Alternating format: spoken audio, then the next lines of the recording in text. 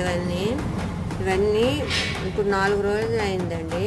4 రోజులు కానీ ఒక 3 రోజులు కానీ ఇట్లా ఒక బకెట్లో ఉంచి వాటర్ పోసి ఇట్లా ఉంచితే ఇగో మొక్కలకు పోస్తే మంచిగా వస్తాయండి మొక్కలు. ఇవన్నీ ఫిల్టర్ చేసేయాలండి. ఇదిగండి ఇంత వాటర్ వచ్చింది. ఇది అన్ని మొక్కలకు కొంచెం వాటర్, మంచి వాటర్ కలిపేసి అన్ని మొక్కలకు పోసేయాలి. ఇదండి కొన్ని మంచిగా వేస్తున్నా.